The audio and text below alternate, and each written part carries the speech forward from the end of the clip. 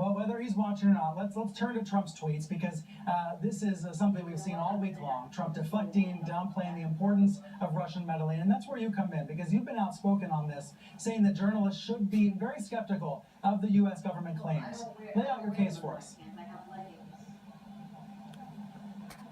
So I think everybody would agree that it's certainly plausible that this is something that Russia might have done. I certainly wouldn't put it past them. It wouldn't shock me if it turns out that they did. This is the sort of thing Russia and the U.S. have done to other countries and to one another for many decades, including over the last 10 years. So nobody would say Russia didn't do it or that it would be shocking if they did. But there's a lesson, a really critical lesson that I thought we had learned back in August 1964 when the U.S. Senate stood up and authorized Lyndon Johnson to escalate the war in Vietnam with 2 dissenting votes based on the intelligence community's claims about what happened in the Gulf of Tonkin that turned out to be totally false.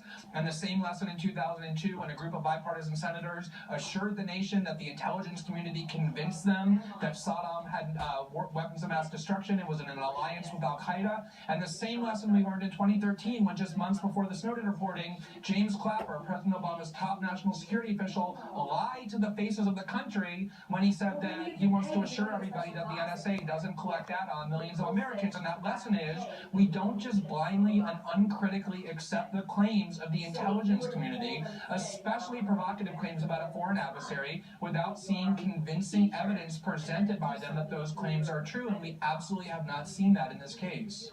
Do you think there's a related lesson here, which is that as political polarization increases in the U.S. and elsewhere, partisans will take their own sides, they will dismiss conflicting information. We saw it in 2003 with the run-up to the Iraq War. We're seeing it again now, but in a different direction with regards to Russia. Absolutely. I mean, the whole phenomenon of fake news, which has so many people worried about, at its heart has this idea that we've balkanized ourselves on the internet and on cable news, that we can simply believe whatever is pleasing or flattering to us.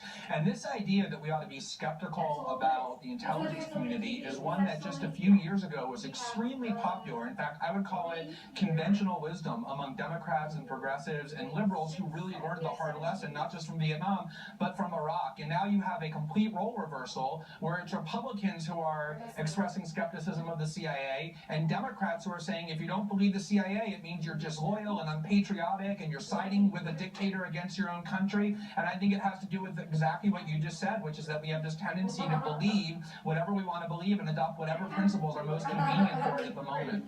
We heard from President Obama about this in an interview airing on ABC this morning. Here's what he told George Stephanopoulos. I'll be honest with you, George. One of the things that I am concerned about is the degree to which we've seen a lot of commentary lately where there are Republicans or pundits or cable commentators who seem to have more confidence in Vladimir Putin than fellow Americans because those fellow Americans are Democrats. That cannot be. Glenn, who do you think Obama's talking about? I'm sure he's talking about Donald Trump and about Fox News, which is true. They've done a complete role reversal. When George Bush was president and Dick Cheney was out there, they were saying people who don't accept what the CIA says are traitors and on the side of Saddam. And now you have Democrats who are saying that. So I think Obama is absolutely correct. You shouldn't reject what the CIA is claiming simply because it helps a Republican to do so. But the other side is also true, which is that you're not obligated through patriotism or decency to simply accept what the CIA says, lest you be accused of siding with a foreign dictator or being unpatriotic. What should determine the discourse is the evidence presented. It is on the key claims that Putin directed this hacking and that he did so to elect Donald Trump. There is no evidence for it. Not unpersuasive evidence or inadequate evidence, no evidence, just CIA assertions over and over, and that just simply is not enough.